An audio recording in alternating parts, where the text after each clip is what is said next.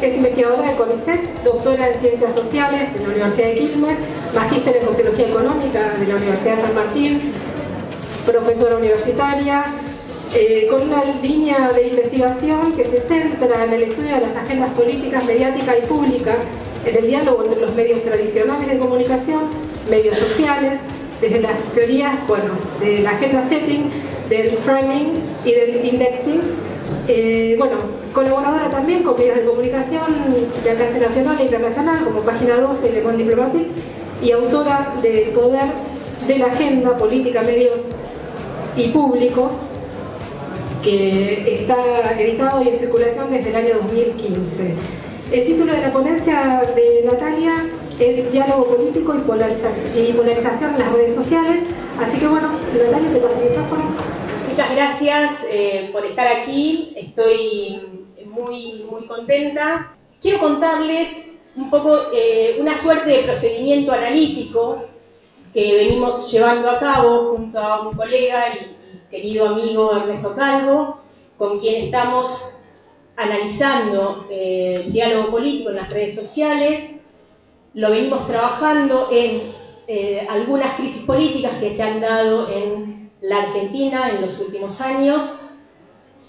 Y lo que nos interesa allí es poder analizar cómo se da la interacción, cómo se da la conversación en este marco. Lo que hemos visto es que en las últimas crisis políticas ha habido una fuerte polarización de la discusión en la red social Twitter. Y en el caso Maldonado nos interesa particularmente porque Maldonado tiene algunos aspectos que se comparan con otras crisis políticas y tiene otros aspectos que lo vuelven singular. Vemos al caso Maldonado como un evento crítico. Cuando nos referimos a los eventos críticos, estamos hablando de situaciones que irrumpen la cotidianeidad y por el nivel de disrupción que generan, convocan a distintos actores sociales y políticos a volcarse a la arena a definir y redefinir una situación. Y el caso Maldonado es asimismo singular porque parte de esos actores que son los más legitimados y los más estables para proponer una redefinición de la situación, una redefinición de la realidad, son los medios de comunicación que dejaron una fuerte vacancia en los primeros días de desaparición forzada de Santiago Maldonado. Esa vacancia permitió que otros actores intentaran forjar una definición de la realidad distinta. ¿En qué se parecen a otras crisis? En que aquí lo que se dio fue un tipo de conversación al interior de regiones de discusión narrativa que no intercambiaban una conversación entre ellas. ¿Cómo vemos gráficamente que se da esto que llamamos polarización? A mí muchas veces me pasa que digo, sí, este gráfico está polarizado, y por ahí tengo colegas que me dicen, no entiendo qué significa, o sea, yo veo ahí dos manchas y no entiendo qué significa que haya polarización en el diálogo político en esa red. La polarización la entendemos gráficamente a partir de nodos. Los nodos son, en el caso de Twitter, analizados como usuarios. Esos nodos tienen aristas que los unen y esas aristas nos están hablando del tipo de relación que se da entre esos usuarios. El tipo de relación que nosotros analizamos para ver la conversación en la red Twitter es el retweet. Hay distintas formas de reaccionar en Twitter, pero el retweet es ostensiblemente una forma de interacción con el otro positiva. Es decir, si yo comento el tweet de otro o si le respondo, es muy probable que tenga una respuesta negativa a eso o crítica. En cambio, si lo retuiteo inmediatamente, lo más probable es que mi relación cognitiva con ese mensaje sea positiva. Entonces, lo que nos permitía ver ese retuiteo de determinados mensajes es la propagación de esos tweets al interior de un mismo barrio virtual. ¿Qué ocurría? Que cuando nosotros tenemos la red Twitter es una red sumamente jerárquica, ¿no? Uno puede ser seguido por muchos y seguir a pocos. Cuando una persona es seguida, cuando un usuario es seguido por muchos, al cual llamamos autoridades, y sigue a pocos, sus mensajes tienen mayores probabilidades de ser propagados y difundidos al interior de la red. Cuando se producen conmociones públicas de estas características, lo que ocurre es que los mensajes de algunas pocas autoridades son muy propagadas, pero son propagadas a partir de la afinidad cognitiva que generan con otros pares en línea. Nosotros entendemos esta afinidad cognitiva desde una teoría que se llama disonancia cognitiva. La disonancia cognitiva lo que nos dice es que yo me acerco a aquellos mensajes que coinciden con mis creencias previas y evito los mensajes que me producen disonancia, ¿sí? Esa disonancia cognitiva fue permitiendo que en términos subjetivos, digamos, en términos de lo que nos pasaba con nuestras creencias, propagáramos ciertos mensajes que eran consonantes con nosotros y evitáramos otros. Lo cierto es que en Twitter no es que seamos sujetos intolerantes que no queremos dialogar con los otros. En Twitter hay también un comportamiento orgánico, un comportamiento producto de los algoritmos de Twitter, que nosotros identificamos como atención selectiva, en términos teóricos, que significa que Twitter reparte y segrega mensajes que son consistentes y coherentes con las huellas que los distintos usuarios fueron dejando en su recorrido por la red. Entonces, no es que los usuarios que están del barrio azul, que es lo que nosotros identificamos como la comunidad de la oposición, no quisieron charlar con los usuarios del barrio amarillo, sino que esos usuarios estuvieron frente a determinados mensajes y no pudieron ver otros. Entonces, desde una mirada estructural y orgánica de la red social Twitter y desde una mirada subjetiva que entendemos como disonancia cognitiva, se van formando comunidades que no dialogan entre ellas. A eso llamamos polarización en las redes sociales cuando analizamos un evento crítico de estas características. Yo les hablaba recién de las autoridades. Las autoridades son aquellas que tienen muchos seguidores y siguen a pocos, por lo cual tienen muchas posibilidades de que sus mensajes se propaguen, y eso supone que Twitter es una red muy concentradora de la información, ¿no? En el sentido de que muy pocos usuarios dan cuenta de una gran parte de la conversación y el resto son retuiteos, es decir, repetición y difusión de pocos mensajes. Esas autoridades, en el mapa básico que estamos viendo aquí, se ubican en el medio.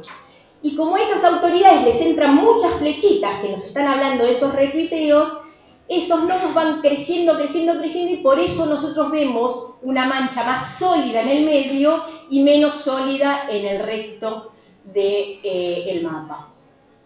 ¿Por qué les decía, además, que el caso Maldonado fue para nosotros un caso singular? Porque lo que vemos es, entre las principales autoridades de lo que llamamos la comunidad de la oposición, que es la comunidad azul, y las principales autoridades de la comunidad cercana a las ideas del gobierno, que es la comunidad amarilla, es lo siguiente. Estas barras que ustedes ven son las autoridades puestas según su orden de jerarquía y el nivel de propagación que tuvieron sus mensajes. Entre las principales autoridades de la comunidad opositora, nos encontramos con cuentas institucionales, medios de comunicación y actores políticos. Eso en 8 de las 10 principales autoridades de la comunidad opositora. En cambio, en la comunidad cercana a las ideas del gobierno nos encontramos con que 8 de las 10 principales cuentas son cuentas falsas, cuentas no verificadas por Twitter.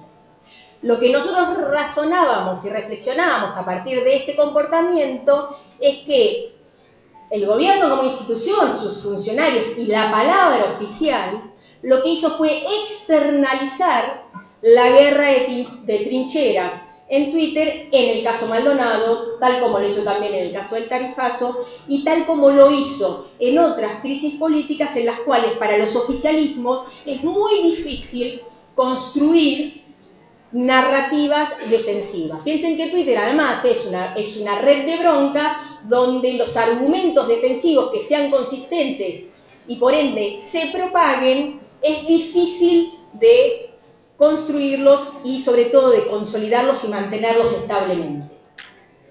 Porque además en Twitter lo más importante no es que haya un buen argumento. Lo que gana en Twitter es la mayor propagación y no el mejor argumento. Quiero cerrar con esta diapositiva, que me parece que no es menor, porque lo primero que yo les mostré fue el mapa básico.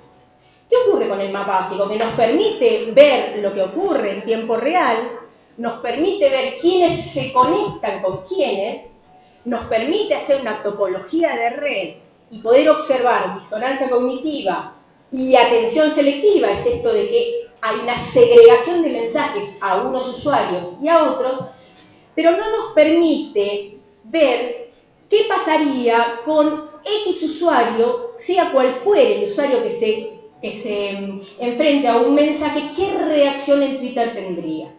Insisto con esta aclaración. Como los usuarios que están en la comunidad de gobierno no ven todos los mensajes, nos resulta difícil saber qué pasaría si ese usuario se encontrara de manera ostensible con mensajes que son contrarios a sus creencias previas. Entonces lo que hicimos fue poner 2 tweets del caso Maldonado en una encuesta que organizó CIPEC en base a 2.000 encuestados. Este ejemplo que les estoy mostrando es muy elocuente porque fue el tweet que tuvo mayor propagación en la comunidad de gobierno durante el primer mes del caso Maldonado. El primer mes del caso Maldonado no fue un mes igual al resto. Nosotros analizamos los 78 días del caso Maldonado, es decir, desde el momento de la desaparición hasta que el cuerpo fue hallado el 17 de octubre, y el primer mes hubo muchísima activación de mensajes y narrativas contrapuestas. Este tweet, que fue el que mayor circulación tuvo en la comunidad de gobierno durante ese primer mes, es un tweet de una cuenta falsa. Esta cuenta falsa fue la primera autoridad en el primer mes de Maldonado, ¿sí? Diego Álzaga Unzué toma un mensaje de una cuenta de Facebook falsa, ¿sí? Que además construye esa información, ese mensaje en Facebook a partir de una noticia falsa publicada en una página web. Esa construcción de noticia falsa es la que mayor propagación tuvo en ese primer mes en la comunidad de gobierno. Entonces, ¿qué hicimos? Cruzamos 2 datos en la encuesta. Por un lado, el autoposicionamiento ideológico, es decir, a las personas se les preguntó de 1 a 10, de izquierda a derecha, dónde se autoubicarían ideológicamente. El 1 era el más de izquierda, el 10 era el más de derecha. Y a esos encuestados se los antepuso a las 4 posibles reacciones que puede tener en Twitter. Dar me gusta, responder, retuitear o ignorar. Lo que podemos ver en estas 4 tipos de respuestas es que frente a un tweet que genera disonancia cognitiva para personas autoposicionadas más hacia la izquierda ideológicamente, este tweet generaba mayores propensiones a ser ignorado que a ser retuiteado. En cambio, en aquellas personas que se autoposicionaban más cerca de la derecha en términos ideológicos, tenían mayor propensión a retuitear y a dar like a un tweet que era favorable a sus propias ideas.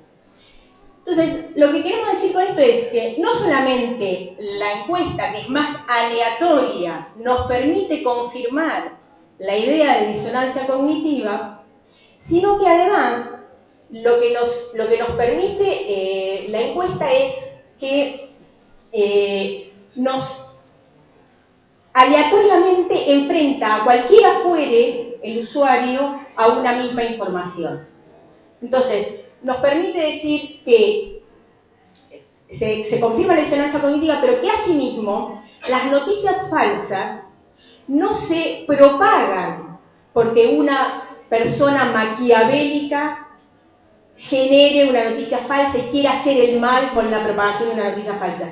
Se propaga porque en Twitter la información se propaga emocionalmente y porque esa información, sea cual fuere la verdad que querramos encontrar, esa información es consistente con las creencias, con la cosmovisión y con el mundo de la vida que circula en determinada región de la tuitosfera. ¿Sí?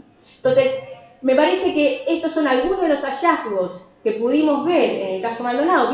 Hicimos muchos otros ensayos, pero en principio quería poder mostrarles estos hallazgos que tienen cierta densidad y cierta complejidad, para poder ver que Santiago Maldonado, como caso en la red social, tuvo características singulares, distintas a las de otros casos, y tuvo características similares a otras crisis políticas como las que se dieron en los últimos años. Muchas gracias.